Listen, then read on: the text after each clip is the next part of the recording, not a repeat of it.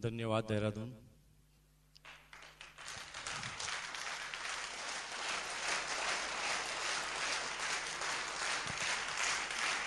Thank you. नमस्कार। देखिए, अक्सर जब हम नमस्कार बोलते हैं तो बहुत सारे आदमी संकोच करते हैं नमस्कार करने में, लेकिन मेरा तो पूरा बिजनेस ही नमस्कार करने से बड़ा। मैं तो चलते रास्ते ही किसी को बोल देता हूं नमस्कार। मुझे अभी तक किसी ने भी नहीं बोला कि नमस्कार नहीं, वो भी कहता है नमस्कार, और इस नमस्कार की कहानियां लिखी गई है।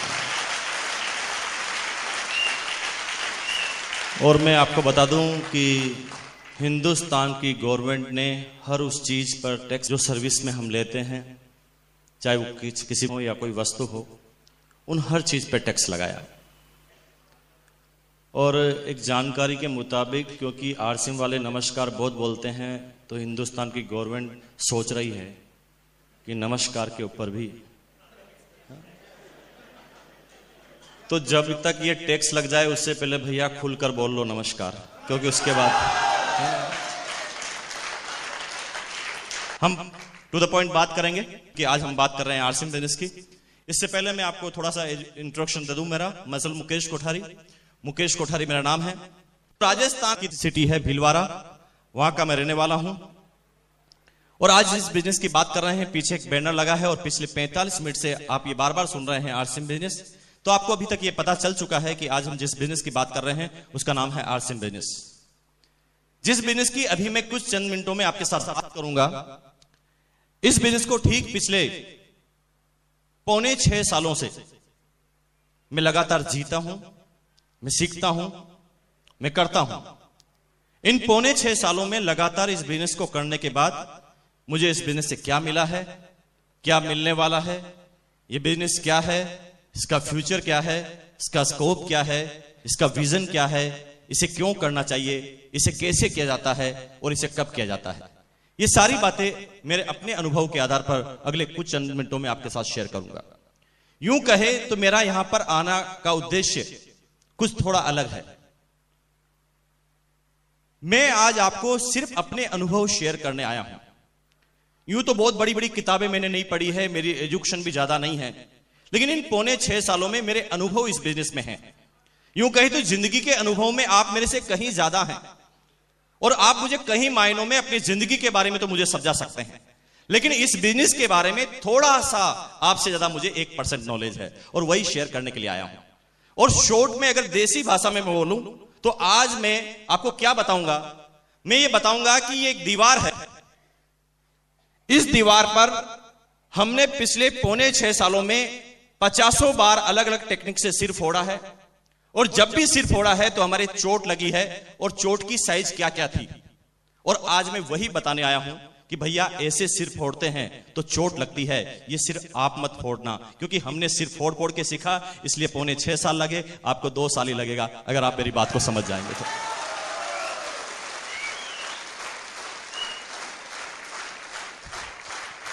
धन्यवाद। इस बिजनेस को ठीक 5.25 साल से मैं जीता हूं। छोटे से बैकग्राउंड के बारे में बात करूं तो इस बिजनेस को करने से पहले भीलवाड़ा के अंदर एक पेंट पीस का कपड़ा बनाने वाली, एक शूटिंग बनाने वाली प्राइवेट कंपनी में मेरी सर्विस हुआ करती थी।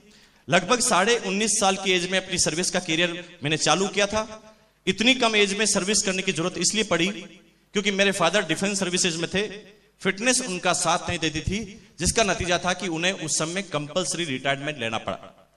जब मेरे फादर का कंपल्सरी रिटायरमेंट हुआ, उस समय मेरे फादर की जो पेंशन की अमाउंट आया करती थी वो मात्र 800 रुपए की हुआ करती थी, और उस समय मेरी एज हुआ करती थी 9 साल की, और हमारा 6 भाई बहनों का परिवार था, सबसे छोटा मैं। यहां पर सारे आप एजुकेटेड, बुद्धिजीवी, समझदार आदमी बैठे हैं। आपको ये ज्यादा समझाने की जरूरत नहीं है कि 800 रुपए में 6 भाई बहनों का कैसे गुजारा चलता होगा। आप डिफाइन कीजिए, आप सोचिए। लेकिन हमारे माँ बाप ने हमें कभी कोई कमी महसूस नहीं होने दी। हमारी एजुकेशन, हम बच्चों की एजुकेशन उस समय कंप्लीट करवाई जिस समय उनके पास ढंग से अपने बच्चों को खाना खिलाने के भी पैसे नहीं थे। मैं गर्व करता हूं सबसे पहले भगवान, उसके बाद मेरे माँ बाप और आपके माँ बाप पर, क्योंकि जिन माँ बाप को आप में से कुछ लोग भूल चुके हैं उनको मैं फिर याद दिला दूं कि आपके मां बाप ने आपको यहां तक पहुंचाने के लिए कितने पापड़ बेले हैं, ये शायद आपको पता नहीं है, बिल्कुल भी पता नहीं होगा। आप थोड़ा एहसास कीजिए तो आपको पता चलेगा कि जो त्याग, जो बलिदान आपके मां बाप दे सकते हैं, दुनिया की अब तक कोई भी हस्ती इस तरह के त्याग और बलिदान नहीं दे सकी है और नहीं ऐसा कोई उदाहरण पैदा हुआ है। तो एक छोटा सा मैसेज यह है कि आप अपनी पूरी जिंदगी में किसे भी भूल जाना, लेकिन अपने मां बाप को मत भूल जाना। वो नंबर 1 है, वो नंबर 1 रहेंगे हमेशा।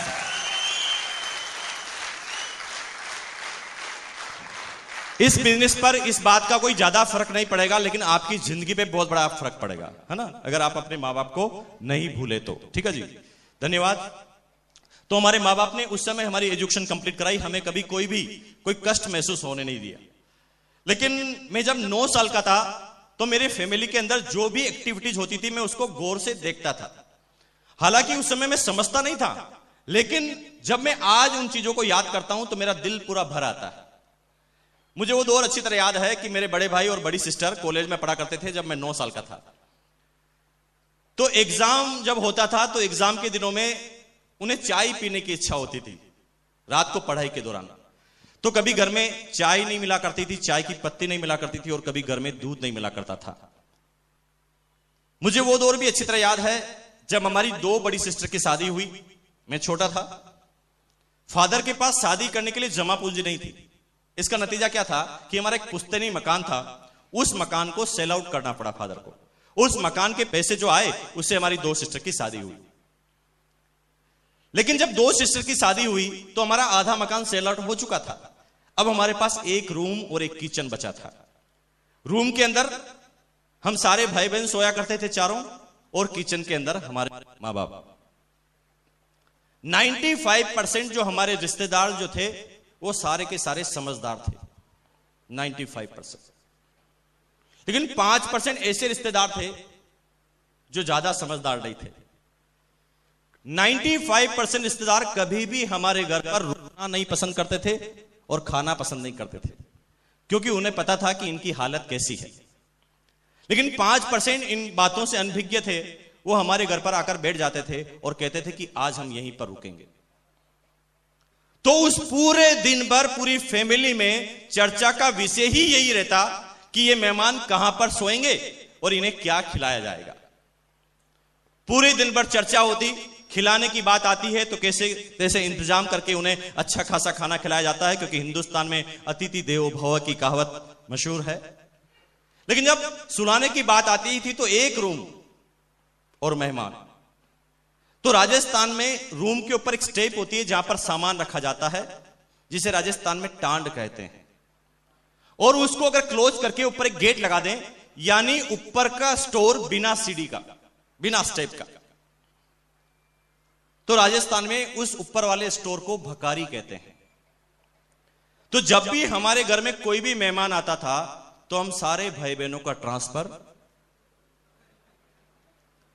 हाँ भाई मेहमान को थोड़ी कह सकते आप जाइए, जाना हमें ही पड़ता था।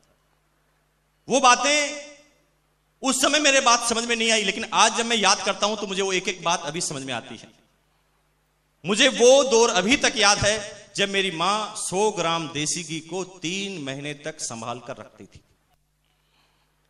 मैं छोटा था, उस समय जिद करता था कि मां आप मेरी रोटी के ऊपर घी क्यों नहीं लगाते। तो मेरी मां मुझे गोद में बिठाकर समझाती थी कि बेटा देखो, अचानक घर में कोई मेहमान आ सकता है ना, तो मेहमान को तो पता नहीं चलना चाहिए कि हम क्या खाते हैं और क्या पीते हैं। मुझे समझाया जाता। मुझे वो दौर भी अच्छी तरह याद है जब मेरे फादर को किचन का निर्माण करना था, और किचन का निर्माण करने के लिए उनके पास पैसे नहीं थे, और उनके पास पैसे नहीं थे इस वजह से कम पैसों में उस किचन का निर्माण करना था। तो उस समय सीमेंट के अंदर जो मिट्टी को मिलाया जाता है, जिस रेत को मिलाया जाता है, जिस बजरी को मिलाया जाता है, एक ट्रक आता, रोड पर खाली होकर वो मिट्टी चला जाता। अब उस रोड से मिट्टी को हमारी बाउंड्री वॉल के अंदर लाने के लिए जब किसी लेबर को हम कॉन्ट्रैक्ट देते थे तो वो उस समय 15-20 रुपए मांगता था, और ये 15-20 रुपए उस समय हमारे पास देने के लिए नहीं थे। तो हम पैसे बचाने के लिए कुछ टेक्निक का इस्तेमाल करते थे। वो टेक्निक क्या थी? हम रात को 11:30 बजने का इंतजार करते थे। यूं ही रात की 11:30 बजती, सारे पड़ोसी सो जाते तो हम सारे भाई बहन बाहर निकल जाते और वो उठने से पहले उस सारी मिट्टी को हम अंदर डाल दिया करते थे और हमारे 15-20 रुपए बच जाया करते थे। और ये छोटी छोटी टेक्निक्स हमारी उस समय पैसे बचाने की होती थी। इस अभावग्रस्त जिंदगी से निकले, लेकिन उस समय तक हमारे फादर मदर ने हमें महसूस नहीं होने दिया कि हम क्या करते हैं। लेकिन बीकॉम का एग्जाम दिया 19.5 साल की एज में। शायद मेरे बाप बाप इसी चीज का इंतजार कर रहे थे। एग्जाम देते ही मैं घर पर आया। घर पर आते ही जूं ही मैं अपने रूम में गया, अपनी शर्ट को हैंगर पे लगाई, मेरी मदर मेरे पास आती है और धीरे से कहती कि मुकेश, आज तुम्हें एक बात बताते हैं कि तुमने जो आज एग्जाम दिया है ये तुम्हारा अंतिम एग्जाम है हमारी तरफ से, हम तुम्हें आगे नहीं बढ़ा पाएंगे।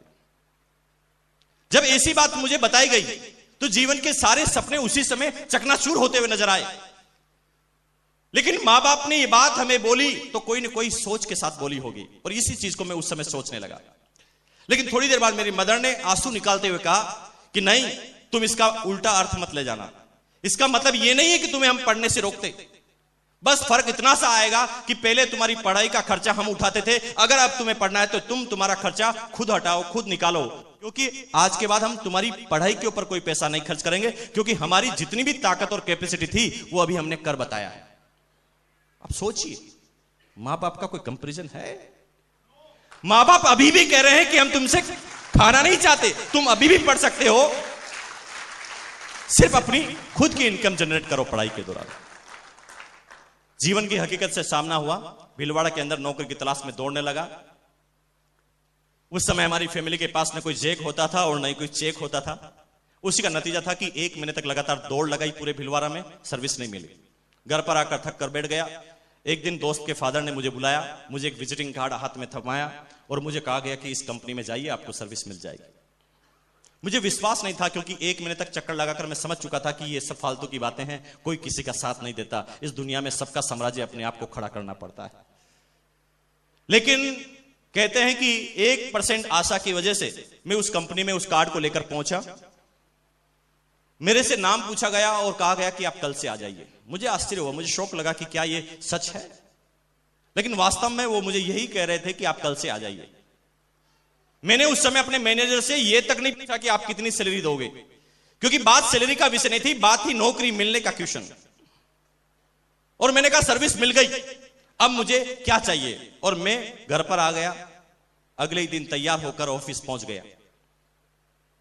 पहला दिन ऑफिस का टाइम था 10:30 का और मैं पहुंच गया 9:30 बजे।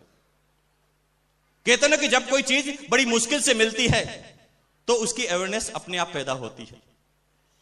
जैसे हमारी ऑक्सीजन बड़ी आराम से मिलती है तो उसकी अवेयरनेस हमारे अंदर नहीं है। अगर आपको बता दूं कि 1, 1.5, 2 मिनट भी अगर आपकी ऑक्सीजन को रोक लिया जाए तो शायद आप इस संसार में जीवित नहीं रहेंगे। जिस चीज की इतनी बड़ी वैल्यू कि जिसके बिना जीवित नहीं रहा जा सकता, लेकिन उसकी हमारे जीवन में कोई वैल्यू नहीं। जहां जाते हैं वहां,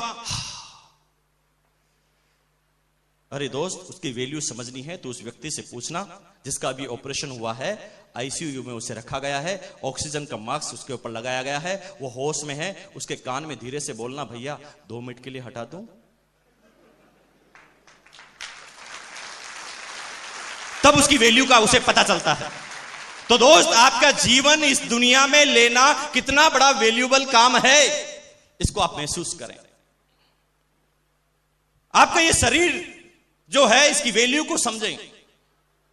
अगर मेडिकल साइंस में आपकी शरीर की वैल्यू को निकाला जाए तो करोड़ों रुपए की है, हम नहीं समझे अभी तक।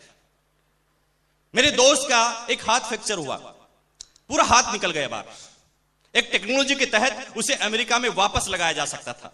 मेरे दोस्त के फादर पैसे वाले थे, उन्होंने फटाफट वीजा हुए और इमरजेंसी वीजा के साथ उन्हें अमेरिका शिफ्ट किया गया और वो हाथ का ट्रीटमेंट हुआ। लगभग 20 से 25 लाख रुपए खर्च हुए, हाथ सही हो गया।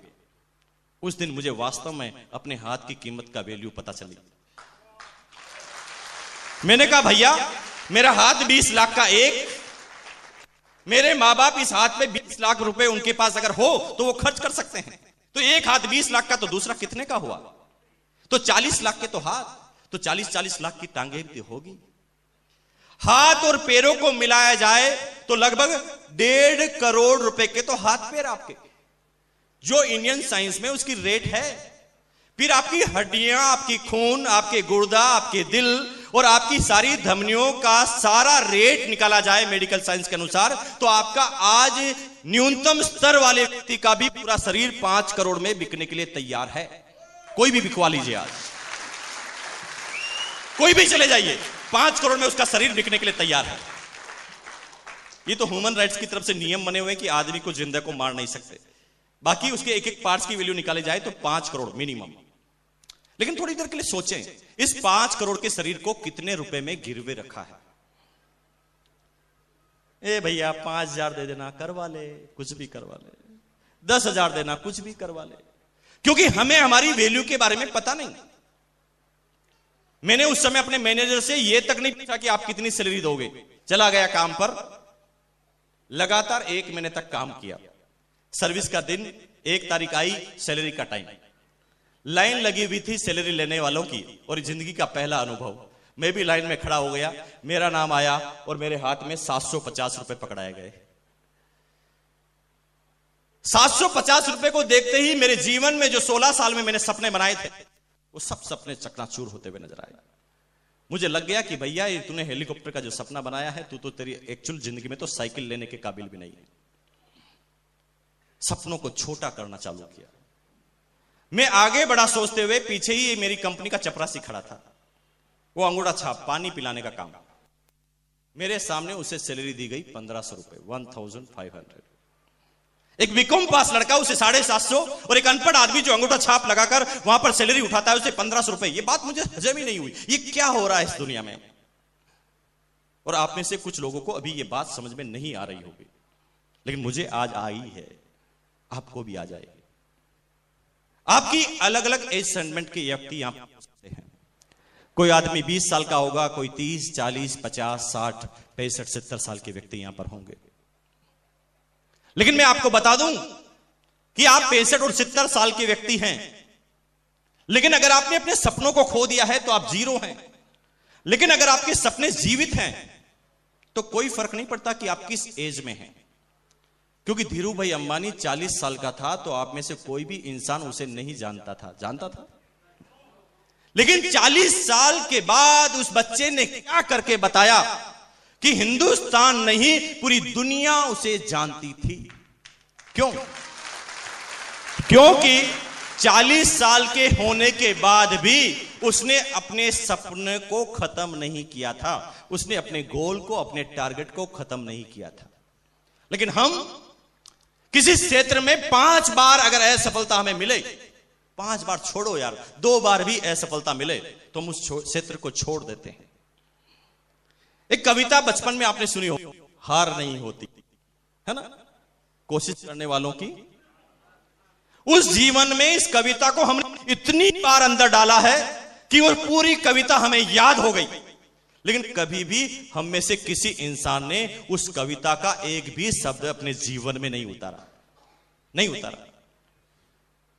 अगर आप इजाजत दें तो वो कविता आपको याद दिलाऊं, मैं वापस दिलाऊं, क्योंकि इस बार कविता को आप सुनने के हिसाब से मत सुनना, इस बार महसूस करने के हिसाब से सुनना।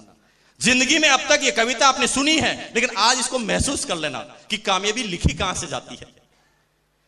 क्योंकि उस कविता का जो शीर्षक था, हार नहीं होती। रिपीट कर रहा हूं, इस बार महसूस कर लेना, क्योंकि अगली बार जब ये कविता आपके सामने आए तो आप पूरे हिल जाने चाहिए। इसमें लिखा है, लहरों से डरकर नौका पार नहीं होती, कोशिश करने वालों की कभी हार नहीं होती। नन्ही चींटी जब दाना लेकर चलती है, नन्ही चींटी जब दाना लेकर चलती है, चढ़ती दीवारों पर 100 बार फिसलती है। नन्ही चींटी जब दाना लेकर चलती है, चढ़ती दीवारों पर 100 बार फिसलती है। मन का विश्वास रगों में साहस भरता, चढ़कर गिरना, गिरकर चढ़ना न उसे अखरता। आखिर उसकी मेहनत बेकार नहीं होती, कोशिश करने वाला। क्या लिखा है कि चींटी भी जब काम करना चालू करती है तो हर बार वो सक्सेस नहीं होती, लेकिन लगातार उसके लगे रहने की वजह से एक समय ऐसा आता है जब उसकी ये मेहनत बेकार नहीं होती और वो अपनी मंजिल को पा लेती है। दूसरे पैराग्राफ पे कितनी जोरदार चीज लिखी है, 1 अरब रुपए का ये पैराग्राफ होना चाहिए। हिंदुस्तान में सारी चीजें सस्ती है। इसमें लिखा है, डुबकियां सिंधु में गोताखोर लगाता है। सिंधु यानी समुद्र। डुबकियां सिंधु में गोताखोर लगाता है, जा जाकर खाली हाथ लौट कर आता है, मिलते न सहज ही मोती गहरे पानी में। बड़ी आसानी से मोती उसे गहरे पानी में नहीं मिलते। मिलते न सहजी मोती गहरे पानी में, बढ़ता दूना उत्साह इसी हैरानी में। अब वहां कम नहीं होता वो, जब उसके हाथ में मोती नहीं आता है तो वो पहले से डबल एक्साइटेड होता है और अब कहता है कि यस, अब मैं इस बार तो अपने मोती पे लेकर रहूंगा। फिर डुबकी लगा देता है।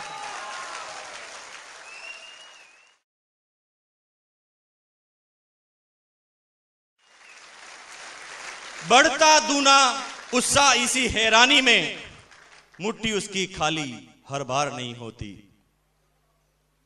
कोशिश करने वालों की कभी हार नहीं। हर बार नहीं होता कि उसकी मुट्ठी खाली हो। उसके उत्साह से जब वो बार बार गोता लगाता है तो एक दिन उसकी मुट्ठी में कुछ होता है। लेकिन अंतिम पैराग्राफ 2 करोड़ का, उसमें लिखा है, असफलता एक चुनौती है, स्वीकार करो। हम 90% आदमी जब असफल होते हैं तो उसे स्वीकार नहीं करते। हम उस असफलता से बचने के लिए यह सारा भार दूसरे के सिर पर मढ़ देते हैं। मैं सफल इसलिए नहीं हुआ क्योंकि कंपनी खराब है। मैं सफल इसलिए नहीं हुआ कि मेरी पत्नी मेरे पर साथ नहीं देती। मैं सफल इसलिए नहीं हुआ कि मेरे डिस्ट्रीब्यूटर सारे दिमागदार नहीं है।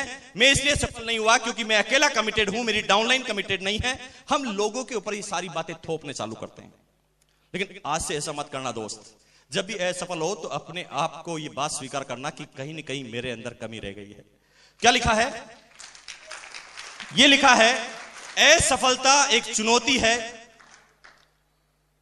स्वीकार करो क्या कमी रह गई, देखो और सुधार करो। जब तक ना हो सफल तुम, नींद चैन की त्यागो तुम, संघर्षों का मैदान छोड़ मत भागो तुम, कुछ किए बगैर जय जयकार नहीं होती, कोशिश करने वालों की कमी। तो ये कविता, इस कविता में वो सारी बातें लिखी गई है जो आदमी को सफल बनाती है। धीरूभाई अंबानी जब उसकी डेथ हुई तो 65,000 करोड़ का साम्राज्य उसने खड़ा कर दिया और 40 साल की एज में आप में से कोई आदमी उसे नहीं जानता था। और यही मैसेज है, जिंदगी में ये 1% भी मायने नहीं रखता कि अभी आप कहां हैं। कोई फर्क नहीं पड़ता अभी आप किस पोजीशन में, इससे 1% भी फर्क नहीं पड़ता यदि आपके सपने जीवित हैं तो। जिंदगी में ये 1% भी मायने नहीं रखता कि अभी आप कहां हैं। मायने तो ये रखता है कि आपको जाना कहां है। आपका गोल, आपका डेस्टिनेशन, आपका स्टेशन अगर आपको पता है कि आपकी मंजिल क्या है, और अगर आपको यह पता है कि आपकी मंजिल क्या है, तो कोई फर्क नहीं पड़ता कि अभी आप कहां हैं। लेकिन 90% आदमियों की मंजिल खत्म हो जाती है 2-3 बार असफलताओं के बाद। जब आदमी 5,000 से अपनी सर्विस को चालू करता है, 10,000, 15,000, 20,000 तक पहुंचते पहुंचते उसे पता चल जाता है कि भैया ये करोड़ों रुपए के जो मैंने सपने देखे हैं ये सब झूठे हैं, मेरे शायद इस जिंदगी में पूरे नहीं होंगे। और अपने सपनों को चकनाचूर कर देता है और एक साधारण सी जिंदगी वो बिताने लग जाता है। और कब उसकी जिंदगी आउट हो जाती है उसे भी पता नहीं चलता। कब वो 90% आदमियों की श्रेणी में पता चल जाता है, लोगों को पता भी नहीं चलता। अगर आप इस बात से सहमत नहीं है तो मैं आपको याद दिला दूं, हमारी अपलाइन कहती है कि आप सब लोग अपने पिताजी और दादाजी का नाम जानते होंगे, लेकिन मैं अगर आपसे बात करूं कि आपके दादाजी के पिताजी के पिताजी के पिताजी, यानी आपके परदादाजी के पिताजी, उसके नाम को पूछने की मैं बात करूं तो लगभग 90% आदमी अभी फेल हो जाएंगे। 95-98% आदमी फेल हो जाएंगे, उन्हें उनके परदादाजी के पिताजी का नाम पता नहीं है। तो क्या यह एहसान फरामोश वाली बात नहीं है? जिसकी वजह से आप हैं उसी को भूल गए।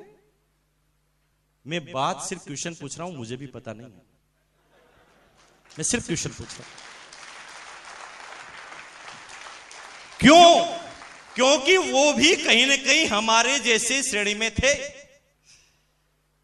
महात्मा गांधी की बात करें तो वो चौथी पीढ़ी में आते हैं आपके। महाराणा प्रताप की बात करें तो 20वीं पीढ़ी में आते हैं। बड़े बड़े रानी लक्ष्मीबाई से लगाकर मीराबाई तक अगर आप सबकी बात करें तो आपकी 25वीं, 30वीं, 50वीं पीढ़ी में आते हैं। फिर भी उनका नाम आपको अच्छी तरह पता है, लेकिन आपके दादाजी के नाम को भूल गए। जो आपके रिश्ते में कुछ नहीं लगता उसे याद कर लिया, और जो रिश्ते में सब कुछ लगता है उसे भूल गए। सिंपल सी बात है। महात्मा गांधी ने कुछ किया, सरदार वल्लभ भाई पटेल ने कुछ किया, महाराणा प्रताप ने कुछ किया, नाम याद है। हमारे दादाजी ने ऐसा कुछ किया ही नहीं। तो क्या उसी श्रेणी में हम आना चाहते हैं? क्या उसी दौड़ में हम भी अपनी लाइन में लग जाना चाहते हैं? अगर नहीं तो आज से वो जो आपने 16 साल की एज में सपने देखे हैं उसको फिर जीवित करो। 10 सेकंड के अंदर वो आंख बंद करो, सोचो कि आपने 16 साल की एज में क्या देखा था, अपना सपना क्या बनाया था, अपना गोल क्या बनाया था, अपना टारगेट, और फिर खोल दीजिए उस टारगेट को। क्योंकि जब तक आप उस टारगेट को नहीं देखेंगे आपके अंदर शक्ति का संचार नहीं होगा। क्योंकि जिस आदमी का कोई टारगेट ही नहीं होता वो जिंदगी में कहीं पर भी नहीं पहुंचता। एक आदमी का टारगेट यहां से दिल्ली जाने का है, वो बस स्टैंड पर जाता है, दिल्ली की टिकट लेता है, दिल्ली की बस में बैठ जाता है, दिल्ली पहुंच जाता है। लेकिन एक आदमी हमारी तरह जहां पर जाता है, डिपो पर जाकर वहां पर बुकिंग पर जाकर कहता है ये भाई साहब लो 100 का नोट और दे दो एक टिकट। वो पूछे कहां की? कहीं की भी दे दो भैया। तो क्या ये हमारी जिंदगी ऐसी नहीं है कि हम कहने कहीं की भी टिकट दे दो, कहीं पर भी पहुंचा दो? कहां पहुंचा दें? कितने सक्सेस आपको कर दें? किस लेवल को आप पाना चाहते हैं? और जब तक आपका गोल, आपका टारगेट आपके सामने नहीं है, आप एक कदम भी आगे नहीं चल पाएंगे। क्योंकि बिना टारगेट के तो एक कदम को आप नहीं रख सकते, लेकिन पूरी जिंदगी को बिना टारगेट के बना रखा है। जिन लोगों ने फ्रंट लाइन में बैठने का टारगेट बनाया वो वक्त से पहले आ गए। जिन लोगों ने पीछे बैठने का टारगेट बनाया वो फिक्स टाइम पर आ गए। जिन लोगों ने खड़े रहने का टारगेट बनाया वो 1 घंटा लेट आए। जिसने जैसा टारगेट बनाया उसी टारगेट के अनुसार वो यहां पहुंच गए।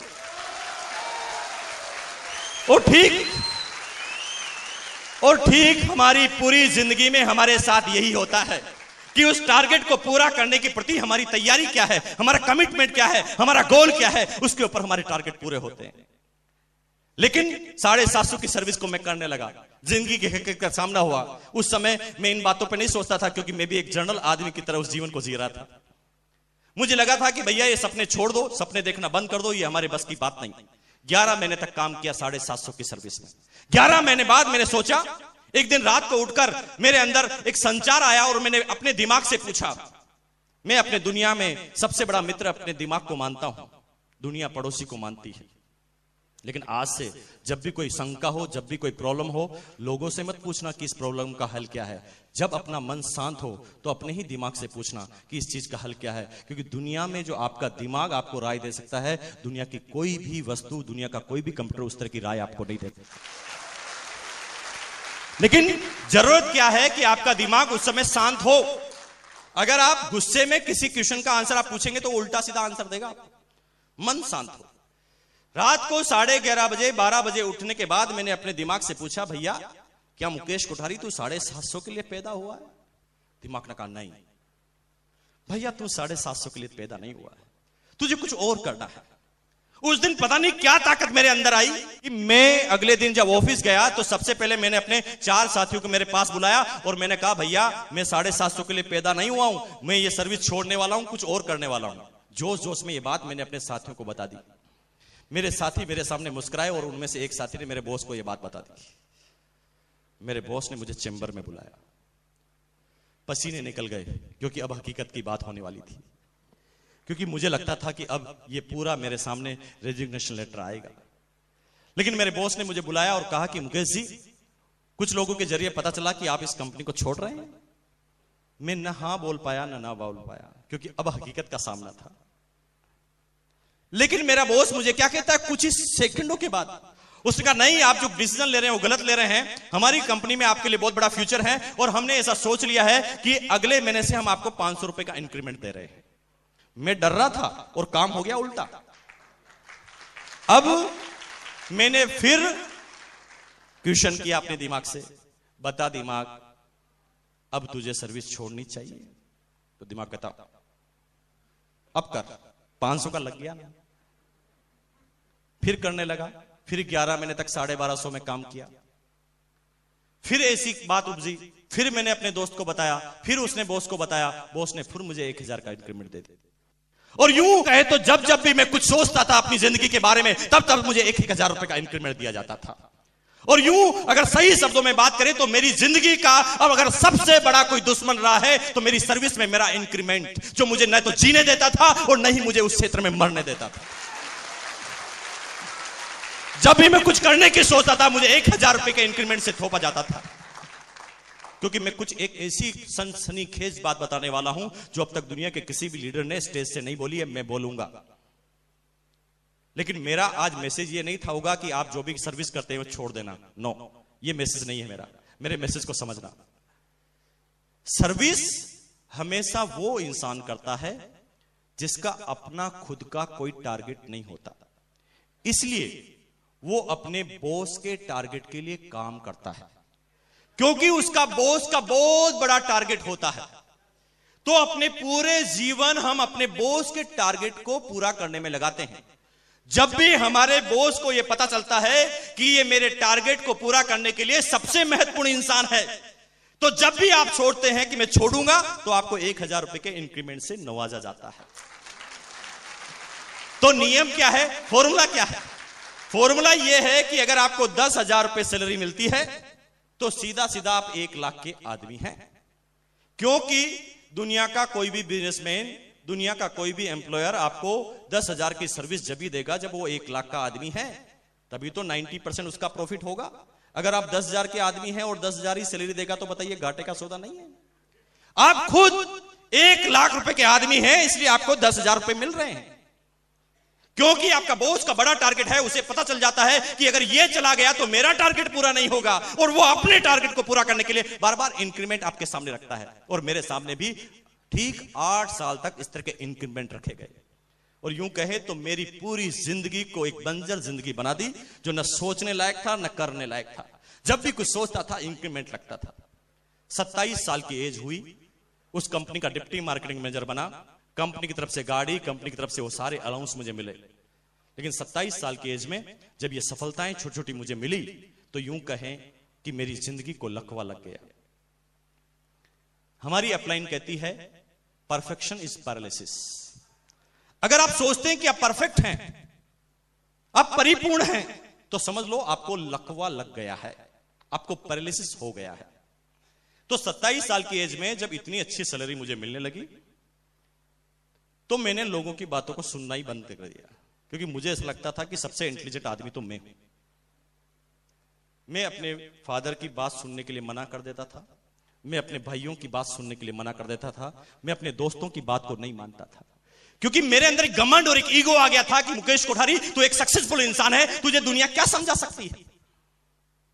खास तौर से ये जो लकवा है 2-3 तरह के आदमियों को लगता है, और आप में से अगर किसी आदमी को यह लकवा है तो आज ही खत्म कर लेना, क्योंकि आपकी जिंदगी की प्रोग्रेस में सबसे बड़ी बाधा ये 3 तरह के लकवे होंगे।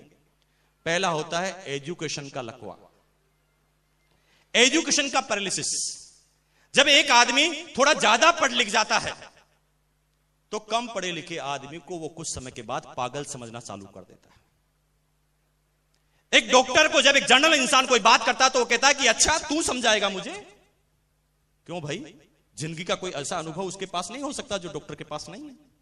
हो सकता है, लेकिन वो समझने की कोशिश नहीं करता उसको। एक ज्यादा पैसे वाले कम पैसे वाले की बात नहीं सुनता, और एक ज्यादा सम्मान का अधिकारी कम सम्मान वाले की बात नहीं सुनता। 3 तरह के लकवे पाए जाते हैं। मेरे पास भी वो एक तरह का लकवा आ गया, पैसों वाला। मैंने लोगों की बात को सुनना बंद कर दिया, और 8 साल तक मेरी कोई प्रोग्रेस नहीं हुई। मैं उसी तरह से एक बंजर जमीन में अपने जीवन को यापन कर रहा था। कहने को मैं बॉस था उस समय। 27 साल की एज में 80 आदमियों का मेरा स्टाफ था मार्केटिंग का, उनका मैं बॉस था। कहने को मैं उस समय भी सूट पहनता था, कहने को उस समय भी टाई लगाता था, उस समय भी लोग बाग मुझे बॉस कहकर बुलाते थे। लेकिन मैं इस फालतू के घमंड में चूर था। सतीश पंडित, ग्रेट लीडर, उसके बारे में उन्होंने एक कविता में लिखा कि तू जिसे चाहता उसे चाहता नहीं, इस झूठ से न खुद को परेशान कर। आराम कर। तू जिसे चाहता उसे चाहता नहीं। यानी आप जो हैं अभी सिर्फ आप बाहर से बता रहे हैं कि मैं संतुष्ट हूं, मैं आराम में हूं, मैं बहुत बढ़िया हूं, मैं करोड़पति हूं। आप सिर्फ बाहर से शो कर रहे हैं, लेकिन अंदर से हम खोखले हैं, यह हम खुद जानते हैं। हमें पता है कि जो हमारे सपने हमने देखे हैं, जो हम काम कर रहे हैं, उससे पूरा होने वाला नहीं है। मिस्टर गेटे ने लिखा है कि एक सर्विस क्लास आदमी जिंदगी भर करोड़पति नहीं बन सकता और नहीं बनता, क्योंकि वो अपनी जिंदगी का 50% पैसा तो करोड़पति दिखने में खर्च करता है। वो सिर्फ दिखाना चाहता है कि मैं करोड़पति हूं, इसलिए वो कभी करोड़पति बनता ही नहीं। वो सिर्फ दिखावे की जिंदगी को जीना चाहता है, और मैं भी उस समय दिखावे की जिंदगी, कहने को बॉस, लेकिन यूं कहे ना तो हालत क्या थी इस बॉस की मैं बता दूं। एक सर्विस क्लास आदमी की जिंदगी की हालत क्या होती है? एक महीने में 4 सप्ताह। पहले सप्ताह जब सैलरी मिलती है तो एक सर्विस क्लास आदमी किंग होता है, एक राजा होता है। जब वो 1 से 7 तारीख तक उसके पास पैसा होता है तो ये 1 से 7 तारीख उसकी निकलती है खुशी खुशी। वो किंग ऑफ द वर्ल्ड, पैसा उसकी जेब में, वो लगता है कि दुनिया का सबसे ताकतवर इंसान है। लेकिन जब दूसरा सप्ताह आता है 7 से 14, तो खुशी खुशी राजी खुशी में तब्दील हो जाता है, क्योंकि आधा पैसा खत्म हो चुका होता है। अब ज्यादा ना दुख रहता है ना खुशी रहती है। लेकिन जब एक सर्विस क्लास आदमी की जिंदगी में तीसरा सप्ताह आता है, 3rd वीक, तो खुशी खुशी राजी खुशी के बाद कसाकसी में तब्दील हो जाती है, क्योंकि तीसरे सप्ताह 80% गवर्नमेंट कर्मचारी अपनी जिंदगी को कसाकसी में जीते हैं, और फिर वो 1 तारीख आने का इंतजार करते हैं। हर खर्चे को वापस 1 तारीख पे डालना चालू करते हैं। पत्नी बोलती है कि बच्चों की फीस भरनी है, तो पति बोलता है 1 तारीख को भरेंगे ना। कोई भी खर्चा वापस 1 तारीख के ऊपर, और जब तक वो 1 तारीख आती तब तक 50% की बैलेंस शीट वापस बन जाती है। लेकिन चौथा सप्ताह एक सर्विस क्लास आदमी की जिंदगी में आता है तो कसाकसी फाका कसी में तब्दील हो जाती है। उस समय 80% गवर्नमेंट कर्मचारी, प्राइवेट कर्मचारी अपनी जिंदगी को एडजस्ट करते हैं, अपने कुलिक से 100 की नोट उधार मांगते हैं। 100 देगा, 1 तारीख को दूंगा। फिर वो वापस 1 तारीख की तरफ आना चालू करता है। ये मैं सबकी बात नहीं, 80% की बात कर रहा हूं। जो लोग अपने आप को मैनेज करते हैं वो कैसे कैसे जिंदगी को जी लेते हैं, काट लेते हैं। लेकिन 80% आदमियों का हिंदुस्तान में हाल है। 10,000 सैलरी मिलती है, पोस्टमार्टम करके बता दूं मैं आपको, 80% गवर्नमेंट कर्मचारियों ने कोई ना कोई लोन ले रखा है। हिंदुस्तान के आंकड़े 80% लोन ले रखा है। 10,000 की सैलरी 5,000 लोन में कट जाता है। कितना बचा? अब 5,000 में क्या क्या खर्चे में बताता हूं आपको। इलेक्ट्रिसिटी का बिल, टेलीफोन वो रखता है तभी तो करोड़पति दिखेगा। टेलीफोन, एक मोबाइल की चिप जिसको 100 रुपए देकर चार्ज करवाता रहता है, वो खर्चा। बच्चों की फीस, बच्चों की किताबें, इंडियन कल्चर और छोटा मोटे जो संस्कृति हमारी होती है उस पर जो खर्चा होता है। उसके बाद बचता है खाली डब्बा। और एक गवर्नमेंट कर्मचारी पूरी जिंदगी भर एक लोन पे जो मकान बनाता है उसको देखते देखते पूरी जिंदगी को आउट कर देता है, और जिंदगी के अंतिम समय तक तो केवल एनओसी के सर्टिफिकेट आते हैं कि लोन चुक गया। जिंदगी का कोई सपना पूरा नहीं होता। ये 80% आदमियों की कहानी सुना रहा हूं मैं आपको, कोई हंसी मजाक की बात नहीं कर रहा हूं। मैंने लोगों की बातों को सुनना बंद कर दिया। अंदर से खोखला इंसान, अंदर से तो पता था कि पत्नी को कभी 5 स्टार होटल में खाना खिलाने लायक ये लड़का नहीं था। 3 स्टार होटल में खाना नहीं खिला सकता था। जब किसी होटल में खाना खाने जाता था तो मेनू कार्ड को गौर से देखता था बाईं तरफ, क्योंकि बाईं तरफ रेटें आती थी। जब मेनू कार्ड को ऊपर से लगाकर नीचे तक देखा जाता था, नीचे की तरफ जब रेटें बढ़ती थी तो दिल की धड़कनें बढ़ जाती थी। पत्नी की तरफ देखकर बोलता था, भगवान से प्रार्थना करता था कि भगवान इस पत्नी की उंगली नीचे तक नहीं जानी चाहिए, क्योंकि नीचे काजू करी आती है जो 370 रुपए की प्लेट है। ये देने की ताकत मेरे पास नहीं थी उस समय।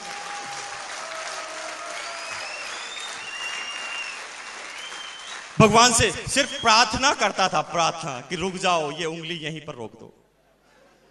लेकिन कभी कभी प्रार्थनाएं नहीं सुनी जाती और असली जिंदगी की परीक्षा होती। इस तरह से उबड़ खाबड़ वाली जिंदगी को जीता जाता था। इधर से फुटबॉल मारा जा रहा था, इधर से बैट से बल्ला मारा जा रहा था। जिंदगी चलती जा रही थी। कहने को मैं बाहर तो करोड़पति दिखता था, लेकिन हकीकत कुछ और थी। जब पत्नी कहती थी कि साड़ी दिलाकर लाओ, या किसी होटल में खाना खाएंगे, या आज घूमने जाएंगे, या पिकनिक मना के जाएंगे, तो माँ बाप भी खुश, बच्चे खुश, पत्नी खुश, क्योंकि बोस की पत्नी है, बोस के माँ बाप हैं। सारे लोग सीना तान कर चलते थे, लेकिन एक अकेला इंसान में होता था जो सब लोग सीना तान कर उम्र ढीला ढीला पीछे चलता था। लेकिन दिखावा इतना था कि पत्नी और बच्चों के सामने भी मैं दिखावा करता था। मेरी पत्नी जो ही पीछे मुड़कर मेरी तरफ देखती थी, मैं कड़क हो जाता था, लेकिन अंदर से खोखला इंसान था। और कभी कभी हम मर्द लोग जो है ना, हम सोचते हैं कि हमारी पत्नी को हमने समझा दिया। आप गलतफहमी में जी रहे हैं भैया। आपकी पत्नी आपसे समझी नहीं है, वो ये समझ गई है कि बेचारा है, कुछ नहीं कर सकता। कभी गलतफहमी में मत रहना कि आपने अपनी पत्नी को कन्विंस कर दिया है। वो जानती है कि अब इस जिंदगी में इस आदमी के सामने मैंने पल्लू बांधा है, पूरी जिंदगी निकालनी पड़ेगी, यही एडजस्टमेंट करना पड़ेगा, क्योंकि मुझे इस 10,000 की सैलरी में इससे ज्यादा कुछ नहीं मिल सकता। जब आप बच्चा कहता ना कि क्रिकेट का बैट लेकर आओ, तो आप सोचें कि 90% चांस में झूठ बोल देते हैं अपने पिताजी कि बच्चे दुकान बंद हो गई थी। अरे खाक दुकान बंद हो गई थी, थोड़ा झांक कर देखो कि क्या बंद हो गया था आपका।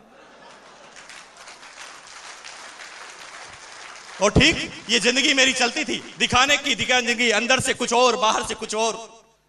बात सुनता नहीं था, लेकिन शुक्रगुजार हैं भगवान का, माँ बाप का, उसके बाद हमारी अपलाइन मिस्टर प्रहलाद राय का। आप सब लोग जोरदार ताली इसलिए बजाएं क्योंकि वो आप सब लोगों की भी अपलाइन है।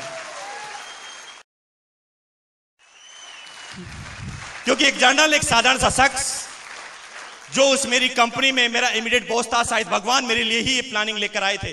मैं दुनिया में किसी की बात सुनता नहीं था, सिर्फ डरता था अपने बॉस से।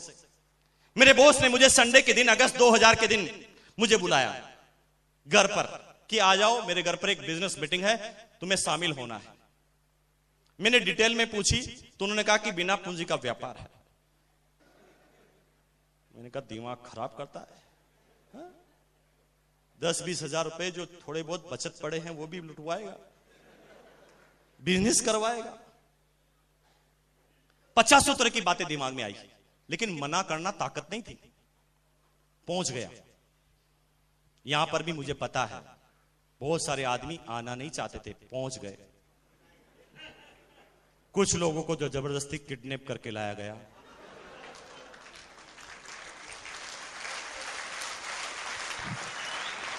कुछ लोग जो हैं बेचारे इसलिए आ गए होंगे कि मना करना उनके बस की बात ही नहीं थी, ऐसे आदमी ने उन्हें इनवाइट किया था। और कुछ लोग इसलिए आ गए होंगे कि 15 बार पहले मना कर चुके थे, आज कोई बहाना नहीं बचा था, क्योंकि अब तक उन्होंने फैमिली में सबको एक एक बार ऊपर पहुंचा दिया था बहाने के अंदर। आज ये हो गया, आज वो हो गया, आज ये हो गया। 15 बार लगातार बनाया होगा, आज 16 बार आना पड़ा होगा, मजबूरी। और कुछ लोग समझदार होंगे जो पिंड छुड़ाने के लिए आए होंगे। वो कहता है, रोज कहता है आरसीएम कर, चल आज चलता हूं, टाइम है मेरे पास, इतनी कमियां निकाल दूंगा कि तू भी छोड़ देगा, चिंता मत कर। अपने दिमाग पर भरोसा करके वो यहां पर पहुंच गए। अब आप में से सोच रहे होंगे कि आप ये बात क्यों जानते हैं, क्योंकि मैं भी पहले दिन यही सोच के आया था। क्योंकि बॉस को मना करना ताकत नहीं थी, लेकिन मैं अपने आप को बॉस से ज्यादा इंटेलिजेंट समझता था। 90% कर्मचारियों की प्रॉब्लम है, अपने बॉस से ज्यादा इंटेलिजेंट अपने आप को मानते हैं। उन्हें सबको पता है कि बॉस तो किस्मत के कारण आगे है, बाकी समझदार मैं हूं। सबको ऐसी गलतफहमी होती है। मुझे भी मेरा बॉस पागल लगता था। मैंने कहा ये किस्मत से आगे पहुंच गया, बाकी इसकी जगह मुझे होना चाहिए। लेकिन जब उसके सामने जाता था तो जबान भी पूरी नहीं खुलती थी, आधी बात में यस और नो होता था, दूसरा कोई वर्ड नहीं बोला जाता था। कितनी भयानक जिंदगी होती है एक कर्मचारी जिनके ऊपर बॉस होता है। और अगर ये बॉस से छुटकारा चाहते हो ना, तो मेरी बात को आज मान लेना। मुझे पता है, मेरे जयपुर में एक दोस्त आरजीएस अफसर है ना, वो संडे के दिन में गया घर पर, उसके घर पर जाकर बैठा, सोफे पर वो बैठा हुआ था, मैं भी उसके पास जाकर बैठा। बात करते करते ही अचानक फोन आया। फोन की आवाज सुनते ही चौंक गया। पहले आराम से बैठा था, सीधा हो गया और कहता है yes sir, yes sir, yes sir, yes sir, yes sir, yes sir, yes sir, yes sir. खड़ा हो गया। अरे मैंने कहा खड़ा क्यों हो गया? तेरा घर है भाई, तू बैठ जा, तेरा बॉस नहीं है यहां पर। यस सर बिना खड़े हो ही कर सकता है, लेकिन गुलामी का एक जोरदार जंजीर जो जकड़ी हुई है, उसे पता भी नहीं चलता कि वो घर पे है कि बाहर है, क्योंकि बॉस का फोन आते ही दिमाग खराब हो जाता है। अब थोड़ी देर yes sir, yes sir, yes sir करता है और थोड़ी देर बाद फोन को रखने के बाद मुझे क्या कहता है? पागल है साला। मैंने कहा भैया अगर तेरा बॉस इतना ही पागल है तो मुंह पे बोल के बता, असली पागलपन फिर बताएगा वो तेरा, है ना? और इसी गलतफहमी में हम कहीं जीते हैं। और मेरे साथ भी यही था। पहुंच गया पहले दिन, बैठ गया पीछे जाकर। एक आदमी आते ही कहता बजाओ ताली। मैंने कहा क्यों बजाऊं? नए आदमी को बड़ी प्रॉब्लम होती है, वो ताली मैं क्यों बजाऊं ताली? वो अपनी पूरी एनर्जी इस चीज पे लगाते हैं कि ताली नहीं बजाऊंगा।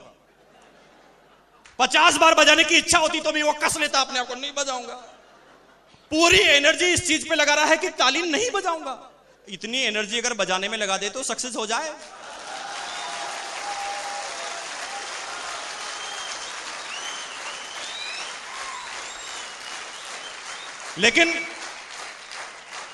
लेकिन मैं तो जनरल आदमी था ना। उन्होंने कहा ताली बजाओ, मैंने कहा नहीं बजाऊं। लेकिन जो ही मेरा बॉस मेरी तरफ देखता था मैं बजाने लगा, क्योंकि दबाव से ही हम जिंदगी भर काम करते आए हैं, अपनी मर्जी से नहीं करते आए कभी भी। ताली बजाई 45 मिनट तक अलग अलग तरीके से उन्होंने तालियां बजाई, क्योंकि मेरा दिमाग उस प्लान की तरफ था ही नहीं, तो कुछ समझ में आए नहीं। वो मुझे प्लान बता रहे थे, मैं कुछ और बता रहा था। वो कह रहे थे कि भैया ये बिजनेस है, मुझे ऐसा लगता था कि ये फंसाएगा। क्योंकि जब डबल माइंडेड होता है आदमी को कुछ समझ में नहीं आता। जब आप पहली बार किसी को प्लान बताते हैं तो आपको नहीं लगता वो कितना अच्छा रिएक्ट करता, वाह वाह वेरी गुड, कितना जोरदार, वाह मजा आ गया। लास्ट में पूछते ज्वाइन कर लें? वो क्या थोड़ा सोच लेता हूं। क्यों ऐसा क्यों होता है? ऐसा इसलिए होता है क्योंकि उस समय वो डबल माइंडेड होता है। एक तरफ तो वो प्लान देख रहा होता है जिसे उसे बाहरी एक्सप्रेशन बताना होता है, और दूसरी तरफ वो अंदर कुछ सोच रहा होता है। ठीक है, बाहर तो कह रहा होता है वाह वाह मजा आ गया, वेरी गुड, क्या प्लान है, वाह जी क्या बिजनेस बनाया, और अंदर अंदर क्या सोचता है? फंसाएगा, 1500 लेके जाएगा, इससे कैसे पीछा छुड़ाऊं। और वो दो वर्ड में जब अंदर ही अंदर जब कंट्रोवर्सी होती है तो उसे कुछ समझ में नहीं आता। तो मैसेज क्या है कि जब पहली बार आप प्लान बताते हो ना तो समझ में किसी को कुछ नहीं आता, तो चिंता मत करो। लास्ट में एक वर्ड समझ में आता है कि 1500 रुपए में 3 जोड़ी कपड़े मिलेंगे। ये बात ही इतनी पॉजिटिव है कि वो कपड़े तो ले लेता है। तब उसको पकड़ो, अब बताओ प्लान, क्योंकि अब वो ऐसा नहीं सोचेगा कि फंसा देगा, फंस तो गया है। अब छोड़िए मत, 90% आदमी किसी को ज्वाइन कराते ही छोड़ देते हैं, और यही उनकी जिंदगी की भूल होती है। और होता क्या है, वो 500 आदमी को ज्वाइन करा लेता है, फिर भी बिजनेस वो 15% 20% अटका हुआ, क्योंकि वो किसी को डुप्लीकेट तो कर ही नहीं रहा है। जब कोई आदमी ज्वाइन करता है तो ज्वाइन करने के बाद होता है पहला प्लान। अब उसे बिठाओ, अब उसके दिमाग में 2 बातें नहीं चल रही होगी, इसलिए पूरा प्लान समझ में आएगा। और फिर अब इस चीज पर आप ध्यान नहीं दें कि वो कितने आदमी लाता है, आप सिर्फ उसे कहें कि मैं रोज 6 बजे प्लान बताता हूं, तेरी 10 दिन ड्यूटी है कि मेरे प्लान को देखेगा। पहले दिन प्लान बताओ वो देखेगा, दूसरे दिन बताओ देखेगा, तीसरे दिन बताओ देखेगा, चौथे दिन बताओ देखेगा, 5वें दिन, 6ठे दिन, 7वें दिन, 8वें दिन, 9वें दिन, 10वें दिन जब आप प्लान बताएंगे तो 11वें दिन जब आप उसके घर पे जाएंगे तो वो किसी को प्लान बता रहा होगा। क्योंकि 10 दिन तक लगातार प्लान दिखाने की वजह से वो डुप्लीकेट हो चुका होगा। एक ही जैसा प्लान दिखाने की वजह से वो प्लान उसको कंटस्ट हो गया होगा, और अब आपकी एक शोरूम खुल चुका है। कुछ लोग कहते थे कि भाई साहब मुकेश जी आप तो ये पहले जुड़ गए थे इसलिए आगे बढ़ गए। हालांकि मैं बता दूं कि मेरी फैमिली में जितने भी आदमी हैं वो सब टेक्निकल अचीवर हैं, और इंडिविजुअल में सब लोग अपने अपने दम से काम करते हैं। मैं सिर्फ अपने अनुभव शेयर करता हूं। Mrs technical achiever, brother technical achiever, sister, mother, मेरी फैमिली के जितने भी मेंबर वो सारे टेक्निकल अचीवर। लेकिन एक आदमी ने मुझे चैलेंज किया। मेरी कोई मंशा नहीं थी कि मैं अब पैसों के लिए काम करूं, क्योंकि मैं अभी आगे बात करूंगा तो आपको कुछ आश्चर्यजनक वर्ड लगेंगे। लेकिन जब मेरे को उन्होंने कहा नहीं भैया अब करके बताओ तो माने, तो मैंने 6 महीने पहले एक लेख चालू की, 6 महीने पहले, और मैंने अपने आप का टेस्ट किया क्या मैं अपने टेस्ट में सफल होता हूं कि नहीं होता हूं? तो मैं बता दूं कि 6 महीने पहले एक लेख चालू की थी। उस लेख को चालू करने के बाद आज जब ये 7वां महीना है तो 7वें महीने में 29 लाख का बिजनेस है उस लेख में, 29 लाख रुपए का। क्यों? और ऐसा आप भी कर सकते हैं। छोटी सी टेक्निक को समझ जाइए। आदमियों को बनाने पे ध्यान मत दीजिए, कितने आदमियों को आप अपने जैसा बना सकते हैं, इसके आधार पर ही आपका बिजनेस बढ़ेगा। आपने कितने आदमियों को डिस्ट्रीब्यूटर बना दिया है, उसके आधार पर बिजनेस कभी नहीं बढ़ेगा। मैंने जो शुरू के पहले मैंने 15 आदमी को ज्वाइन कराया, उनसे एक कमिटमेंट, एक शपथ दिलवाई थी कि भैया 15 महीने तक तुम एक भी आदमी को ज्वाइन नहीं कराओगे, लेकिन वादा करो कि 15 दिन तक रोज मेरे घर पर एक दिन सुबह और शाम लगातार आएंगे। 15 दिन तक वो लगातार आए। 15 दिन तक मेरा कोई काम दूसरा नहीं था, मैं सिर्फ उन्हें आते थे और प्लान बताता था। 15 दिन तक लगातार प्लान बताने की वजह से वो 15 ही आदमी डुप्लीकेट हुए और उसका नतीजा था कि उन 15 ही आदमियों ने अपने अपने एरिया में जाकर बिजनेस किया। वो 15 में से 9 आदमी आज रॉयल्टी अचीवर हैं।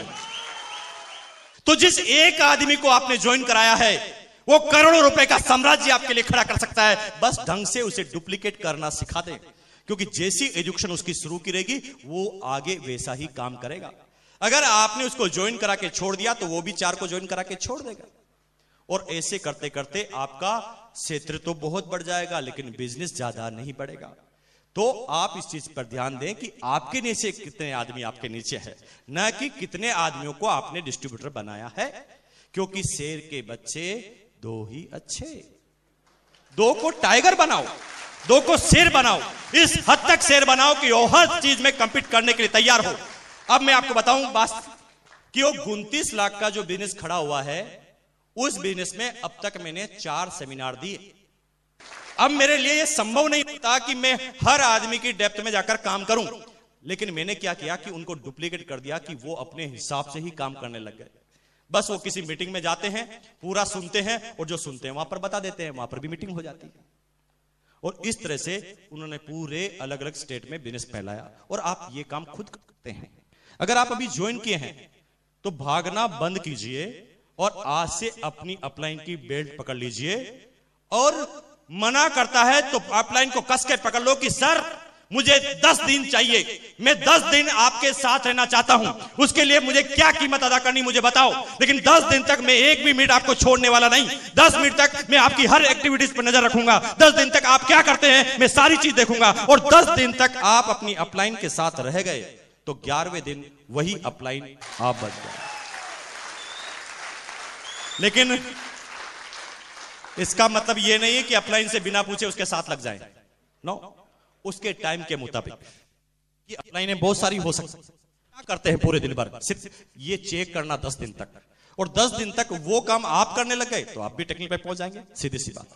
अब सिंपल सी बात हुई, मैंने बिजनेस को देखा, देखने के बाद 45 मिनट तक समझ में कुछ नहीं आया।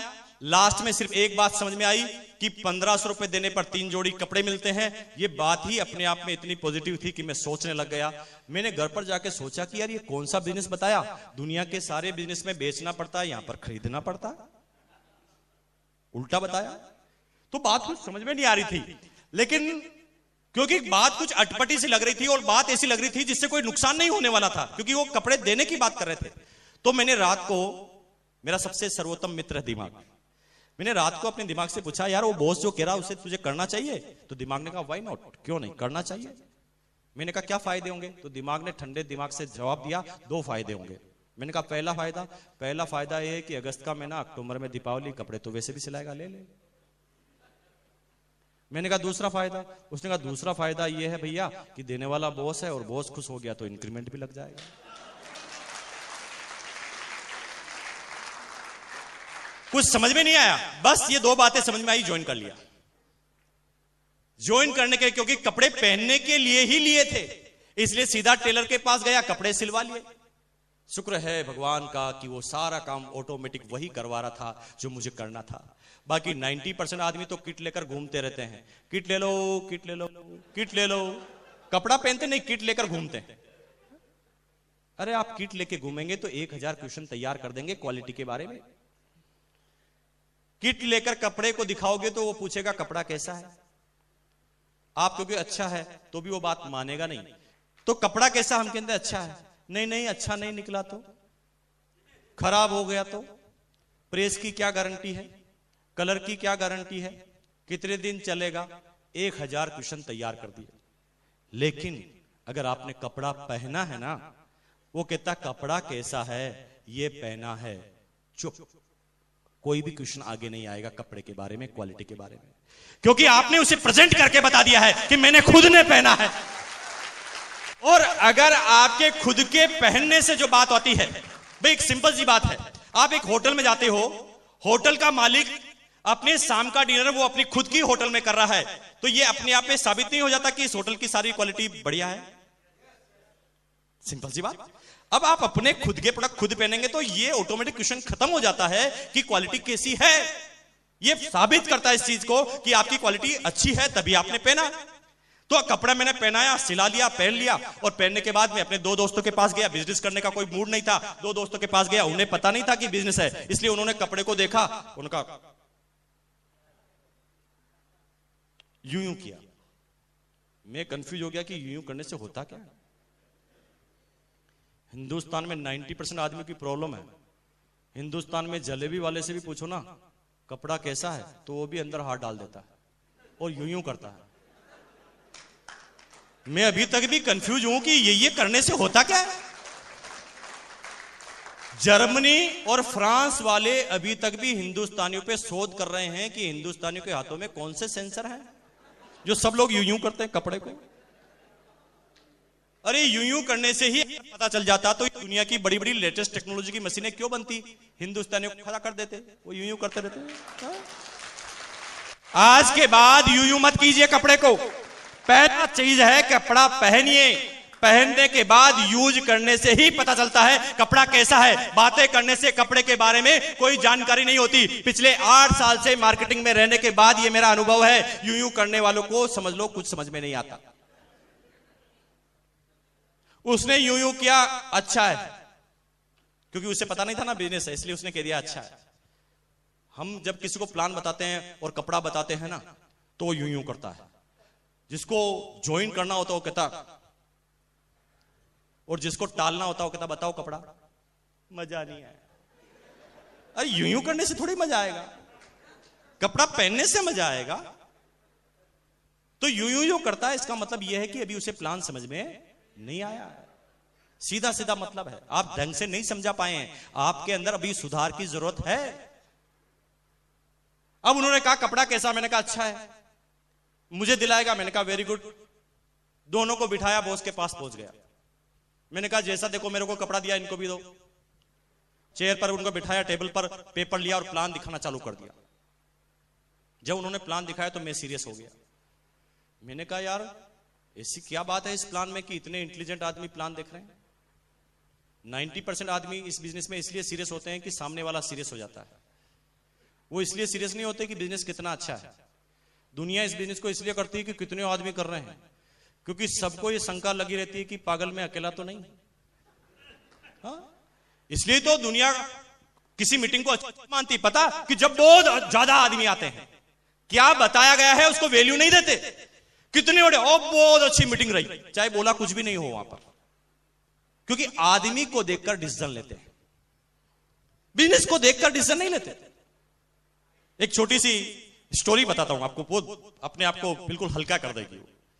एक बार की बात है, एक डॉग था, इलेक्ट्रिसिटी के खंभे भर के ट्रक में जा रहे थे, और यह बात एक दिन एक कुत्ते को पता चल गई।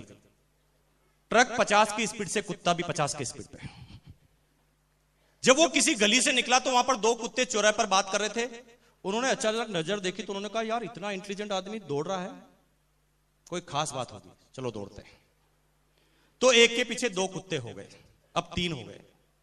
3 जब किसी चौराहे से निकले तो कुछ लोग कुत्तों ने देखा यार इतने इंटेलिजेंट कुत्ते जो समाज के सबसे ज्यादा इंटेलिजेंट हैं वो दौड़ रहे हैं, तो कोई खास बात तो जरूर होगी, कोई राज की बात होगी, चलो दौड़ते हैं। तो 3 के पीछे 10 हो गए, 10 के पीछे 20, 20 के पीछे 30, 40, 50, 60, 70, 80, 100, 200, 500, 1000 कुत्ते। पता ही नहीं कि क्यों दौड़ रहे हैं, लेकिन सब दौड़ रहे हैं। पीछे ही पीछे एक इंटेलिजेंट आ गया, उसने कहा बहती गंगा में हाथ तो धो लेते हैं, लेकिन आगे पूछ लेंगे कि क्यों दौड़ रहे हैं। उसने आगे वाले से दौड़ते हुए पूछा भाई साहब, उसने कहा डिस्टर्ब मत कर। पता नहीं है और कह रहा डिस्टर्ब मत कर।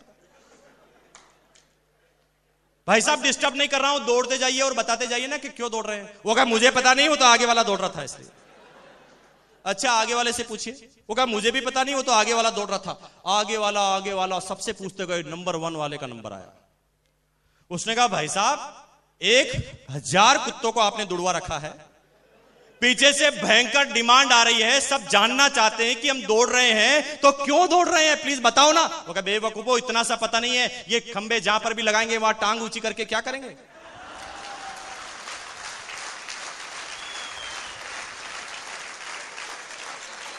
सब दौड़ रहे हैं, बिना मकसद के दौड़ रहे हैं। अब 2 आदमी जब सीरियस हुए तो मैं वहां पर सीरियस हुआ। मुझे लगा यार कोई ना कोई खास बात तो होगी।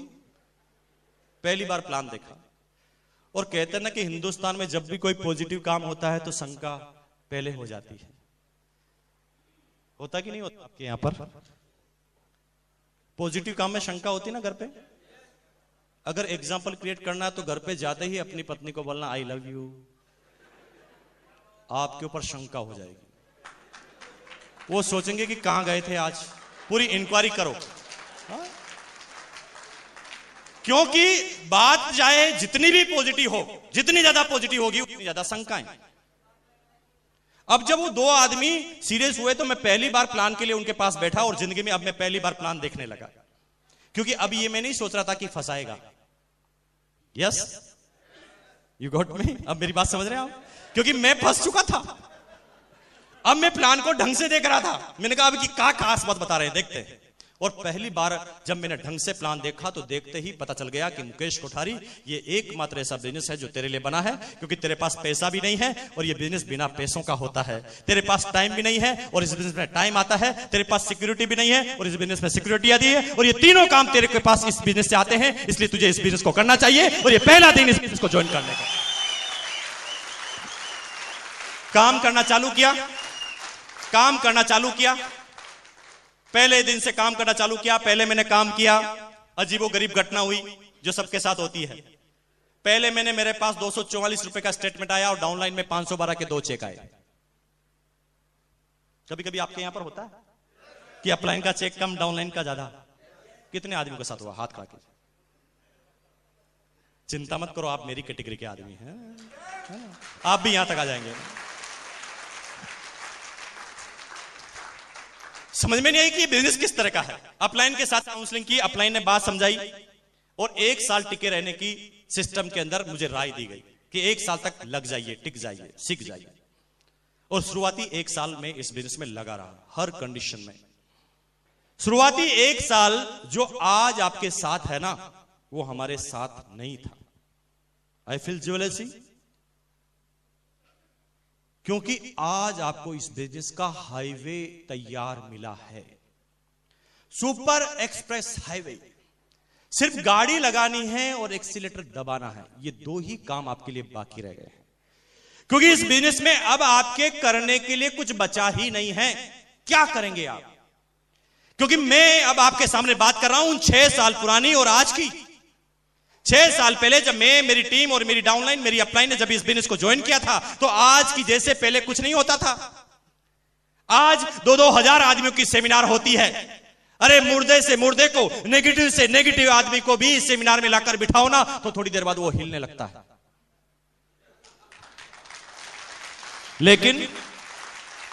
लेकिन जब मैंने इस बिजनेस को ज्वाइन किया था उस समय ऐसी कोई सेमिनार नहीं होती थी।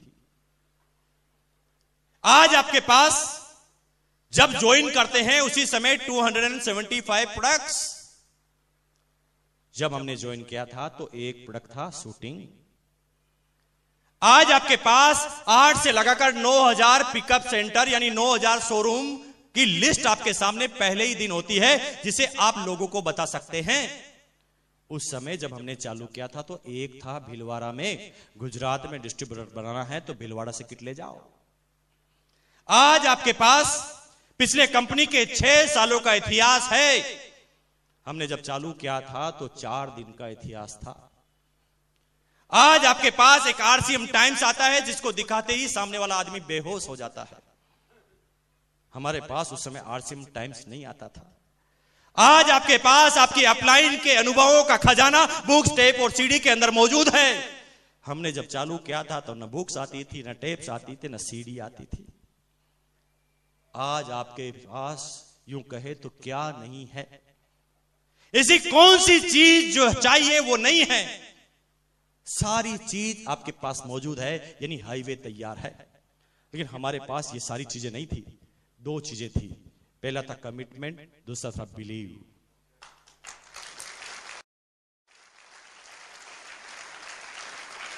कुछ समय तक अपलाइन के साथ लगे रहने से बिलीव पैदा हुआ और धीरे धीरे बिलीव के साथ कमिटमेंट पैदा हुआ।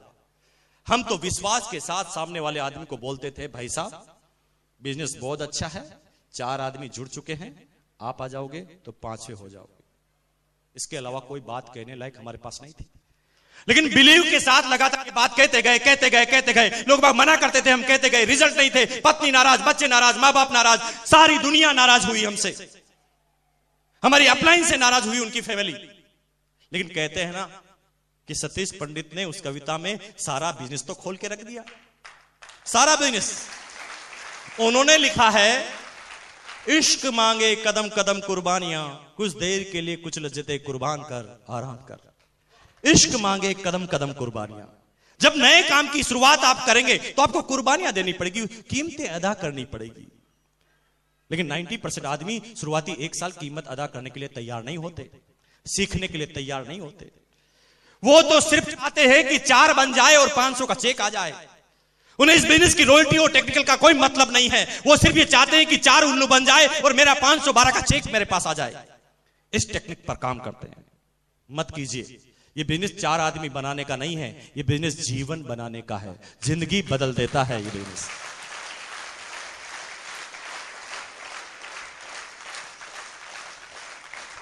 लेकिन शुरुआती 1 साल आपको कीमतें अदा करनी पड़ेगी। आज जो आप 10,000 और 20,000 रुपए पर मंथ कमाते हैं ना, तो मैं आपको बता दूं, आपको याद दिला दूं कि 15 साल तो आपने पढ़ाई की है, एजुकेशन ली है, आपने फीस भरी है, स्कूल में गए हैं, कॉलेज में गए हैं, किताबें खरीदी है, उसके बाद आपने ट्यूशन फीस दी है और सारी कीमतें अदा करने के बाद आज 10,000 और 15,000 के आदमी आप बने हैं।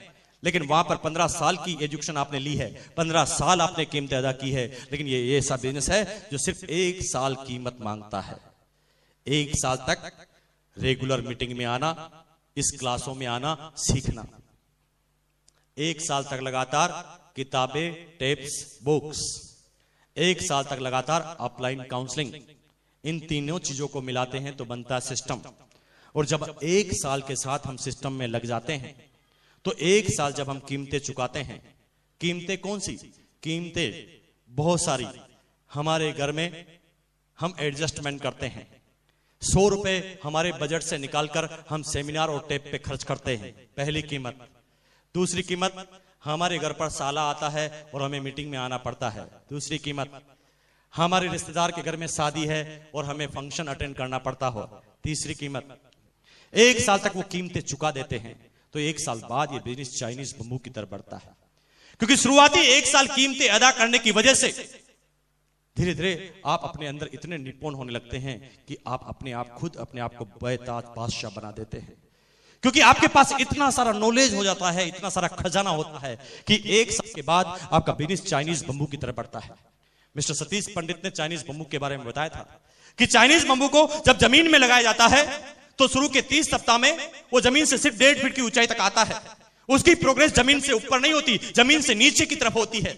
जिस समय दुनिया के सारे पेड़ ऊपर की तरफ बढ़ते हैं, उस समय वो जमीन के नीचे की तरफ बढ़ता है। उसकी जड़ें मजबूत होती है, उसका फाउंडेशन, उसका आधार मजबूत होता है। जब शुरुआती 1 साल उसकी प्रोग्रेस जमीन के अंदर हो जाती है तो 30 सप्ताह तक 1.5 फीट, लेकिन 30 सप्ताह तक जब वो कीमतें अदा कर लेता है तो अगले 7 सप्ताह 7 वीक के अंदर वो पौधा 1.5 फीट से 80 फीट ऊपर जाता है।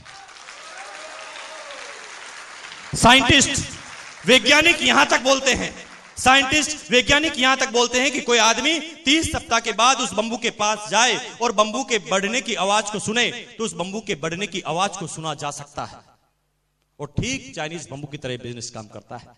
शुरुआती 1 साल आपकी प्रोग्रेस जमीन से बाहर नहीं होती। शुरुआती 1 साल आपके बड़े रिजल्ट नहीं होते। ये बात आपको नहीं लगती तो मैं अभी आपको पूरी बात बता देता हूं। संजीव जी खड़े हो जाइए। कितना समय हो गया बिजनेस करते हुए आपको? 3 साल। 3 साल 40 महीने हो गए टोटल। अब मैं आपसे क्वेश्चन करता हूं, 40 महीने में आपकी टोटल इनकम कितनी है? 30 लाख। जोरदार ताली बजा दीजिए एक बार। अब मैं आपसे क्वेश्चन करता हूं, 40 महीनों में आपकी इनकम 30 लाख, लेकिन शुरुआती 1 साल की इनकम कितनी थी? शुरुआती 1 साल की इनकम 1 लाख और 2 साल की income 39 lakh. Is it clear? Clear हुआ? और पूछते हैं टेक्निकल चोर से, खड़े हो जाइए आप।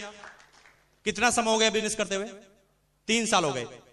Total income 15.5 lakh. शुरुआती 1 साल की इनकम 33,000, 37,000, 37। शुरुआती 1 साल की इनकम 37 और अगले 2 साल की इनकम 14.5 लाख लगभग। Is it clear?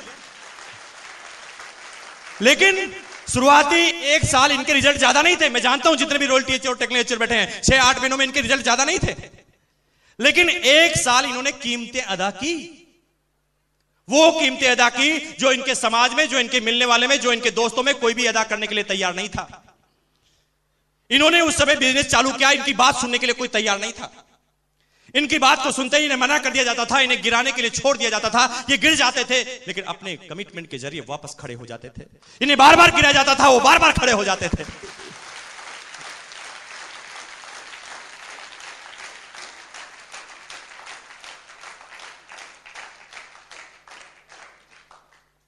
गोता सिंधु में गोताखोर लगाता है, जा जाकर खाली हाथ लौट आता है। मिलते न सहजी मोती गहरे पानी में, बढ़ता धूना उत्साह इसी हैरानी में। मुट्ठी उसकी खाली हर बार नहीं होती कोशिश करने वालों की। शुरुआती 1 साल कमिटमेंट के साथ, और 1 साल जब कमिटमेंट के साथ बिता देते हैं तो ये बिजनेस कैसे बनता है पता है? 2 तरीके इस बिजनेस में, तीसरा कोई तरीका नहीं। या तो इस बिजनेस में करोड़पति बनो या फिर आउट। दूसरा कोई तरीका नहीं बनाया है इस बिजनेस में। करोड़पति बनो या आउट हो जाओ बिजनेस से, 2 ही तरीके बने हैं। करोड़पति कैसे बनते हैं? जब शुरुआती 1 साल जब हम कमिटमेंट के साथ ये काम करते हैं, कीमतें अदा करते हैं, तो हमारे आगे एक इंजन होता है जो मजबूत इंजन होता है, जिसके सारे हम ये बात सीखते हैं। लेकिन शुरुआती 1 साल जब हम कमिटमेंट के साथ गुजार लेते हैं, कीमतें अदा कर लेते हैं, तो हमारे पीछे भी कुछ कमिटेड साथी खड़े हो जाते हैं। हमारे आगे कमिटेड, हमारे पीछे कमिटेड, हमारे आगे एक इंजन, हमारे पीछे एक इंजन। अब हम चाहे डब्बे भी बन जाएं, अब आगे और पीछे वाला इंजन दिल्ली जाना चाहता है तो आप मना कर सकते हैं?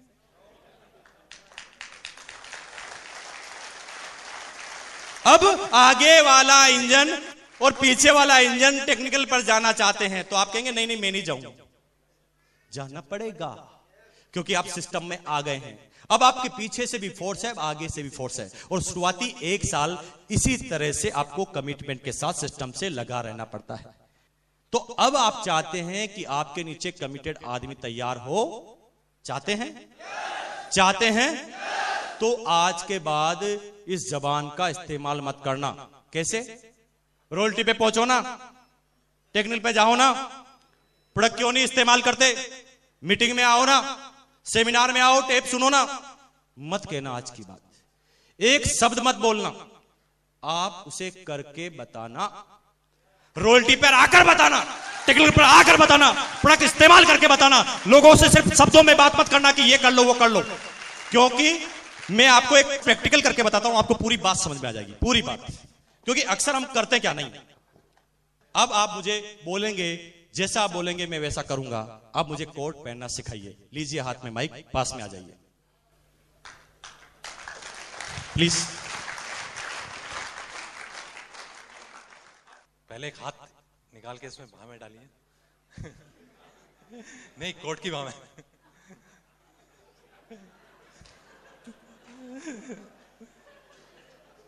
सीधा हाथ सीधी बाह में।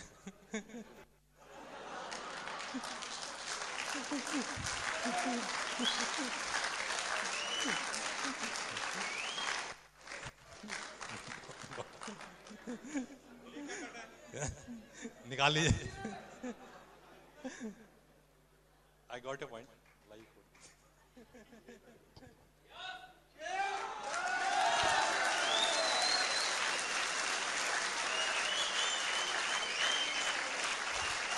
Thank you.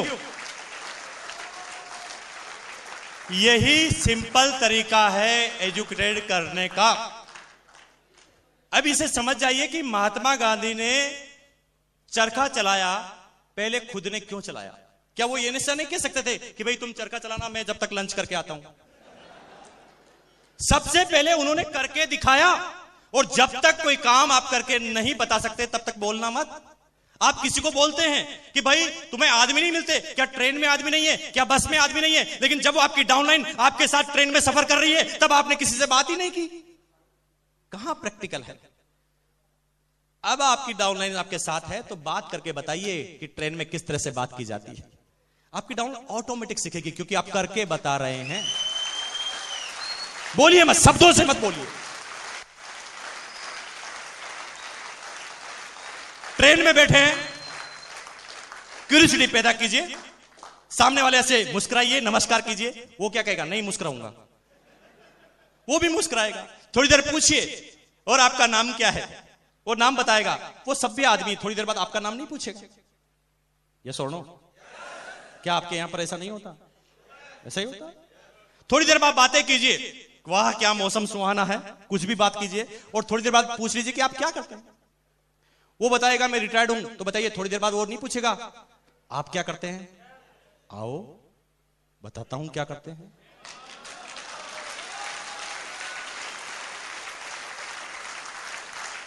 करके बताइए, बातें मत कीजिए। और जब तक आप करके बताएंगे नहीं तब तक आपकी डाउनलाइन डुप्लीकेट बिल्कुल भी नहीं होगी, चाहे आप कितने ही समझदार व्यक्ति क्यों नहीं।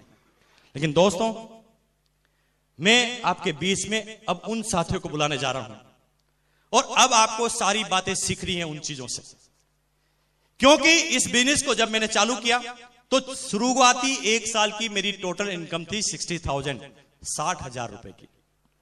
लेकिन जब एक साल तक मैं सिस्टम में लग जाता हूं, tapes, book, CD, upline counselling, meeting, seminar, event, training, ये सारी चीजें मैं एक साल जब करता हूं तो एक साल के बाद ये मेरा चाइनीज बंबू की तरह बढ़ता है, जिसकी प्रोग्रेस मेरे हाथ में अब नहीं रहती।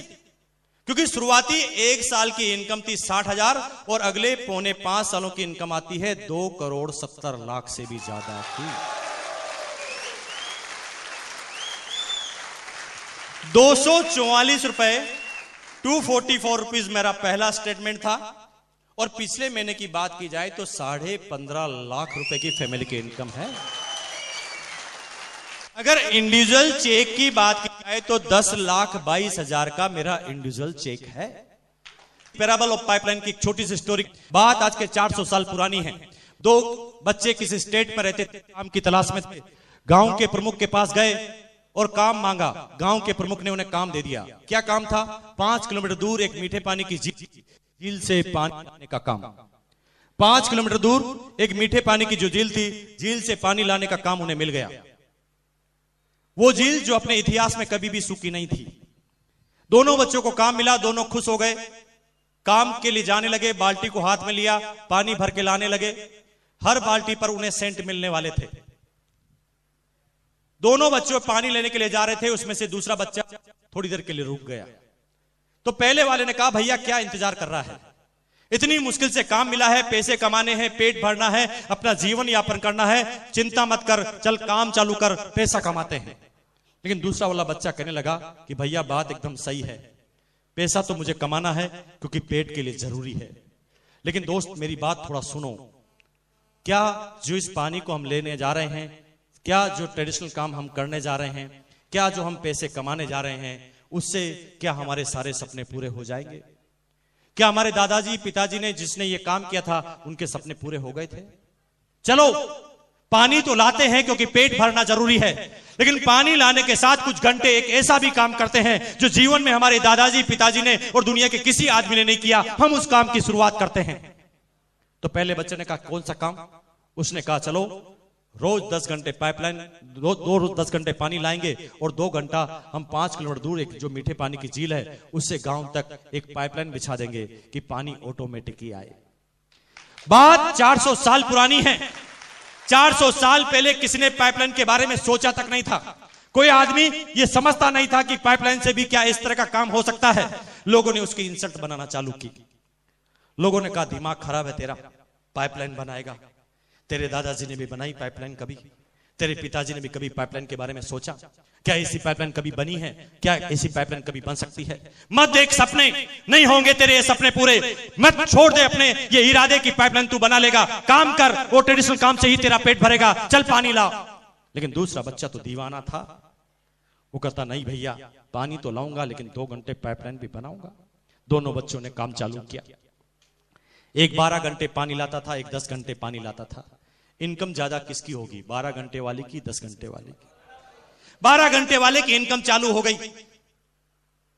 वो 10 घंटे का काम का जो पैसा आता था वो अपने जीवन में लगाता था, और 2 घंटे का जो पैसा आता था उसको बचत करता था।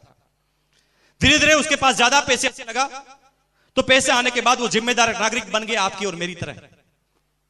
धीरे धीरे उसने अपनी शादी कर ली, उसके बच्चे हो गए, उसने एक मकान खरीद लिया, उसने एक साइकिल खरीद ली, और जीवन में जो आप करते हैं वो सब उसने भी कर लिया। लेकिन 5 साल के बाद भी उसके पैसे कमाने की तृष्णा खत्म नहीं हुई। 5 साल के बाद जब उसके पास सब कुछ हो गया तो भी वो चाहता था कि और पैसा कमाए। क्या ट्रेडिशनल मार्केट वाले ऐसा नहीं चाहते? चाहते हैं। वो चाहते थे कि और पैसा कमाए, तो और पैसा कमाने के लिए ज्यादा काम करना पड़ेगा। पहले वो 12 घंटे पानी लाते थे, अब 14 घंटे पानी लाने लगे। 14 घंटे पानी लाने के साथ ही पैसों की आमदनी उसकी बढ़ गई। लेकिन 14 घंटे पानी लाते ही उल्टा रिएक्शन चालू हुआ, क्योंकि उसने ज्यादा काम उस समय करना चालू कर दिया जब उसके शरीर की एफिशिएंसी कम हो गई थी। तो ऐसा उल्टा काम करने की वजह से 5 साल के बाद गाड़ी उल्टी चालू हो गई। 5 साल के बाद उसका स्वभाव चिड़चिड़ा हो गया, क्योंकि वर्क का लोड बहुत ज्यादा हो गया।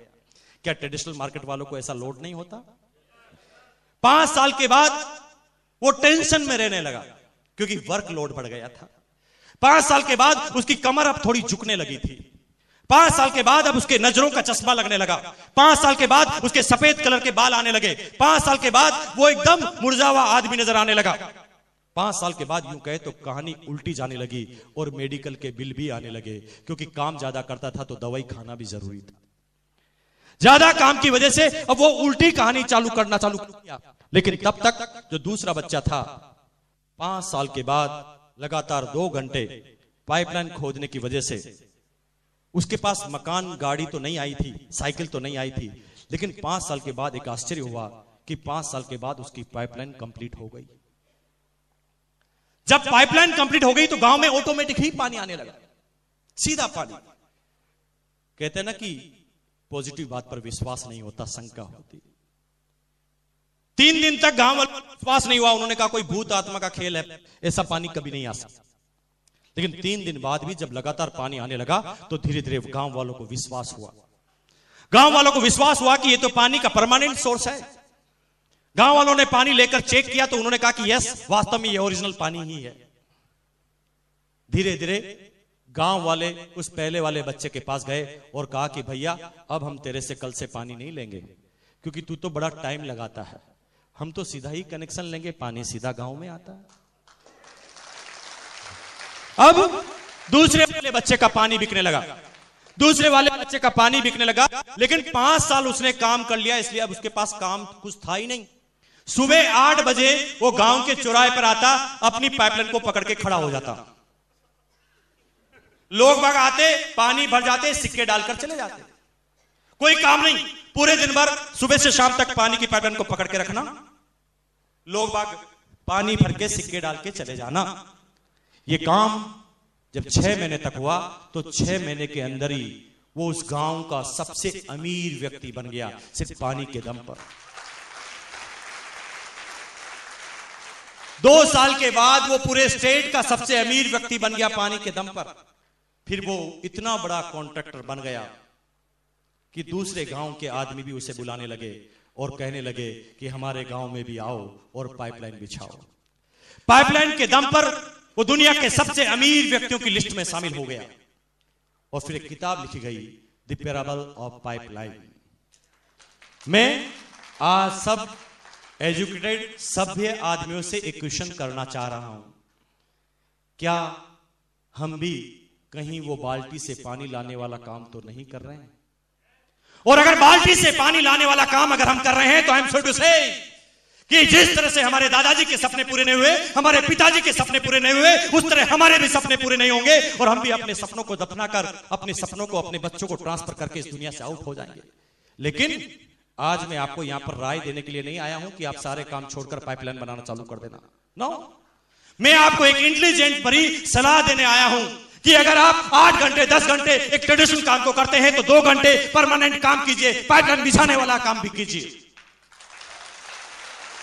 क्योंकि 8 घंटे काम 2 घंटे पाइपलाइन, 8 घंटे काम 2 घंटे पाइपलाइन, 8 घंटे काम 2 घंटे पाइपलाइन, 8 घंटे काम 2 घंटे पाइपलाइन, 8 घंटे काम 2 घंटे पाइपलाइन, 8 घंटे काम 2 घंटे पाइपलाइन, 8 2 8 2 8 2 8 2 8 2 8 2 8 2 8 2 8 2 8 2 8 2 8 2 करते करते एक दिन आपकी पाइपलाइन जिस दिन कंप्लीट होगी ना, तो घंटों के कामों की इनकम को सेकंडों में क्रॉस करेगी।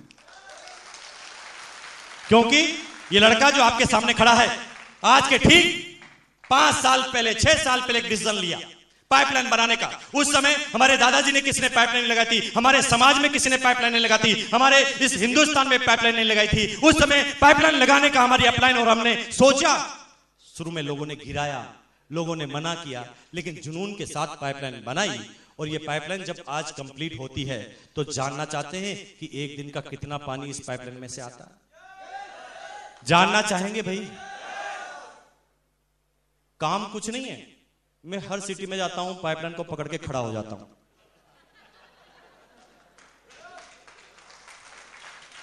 ₹50,000 पर डे का पानी आता है। ₹50,000 पर डे का पानी आता है और 50 से ये 51,000 कब हो जाता है बताऊं? जब पीछे एक टेक्नोलॉजी और आ जाता है। वो अपने पानी की साइज को तेज करने के लिए अपने हॉर्स पावर बढ़ाता है। जो ही वो अपने इंजन को तेज करता है, मेरा यहां पर 51, 52, 53, 54, 55, 56। काम कुछ नहीं है मेरे पास, काम कर लिया, वो कुर्बानियां दे दी।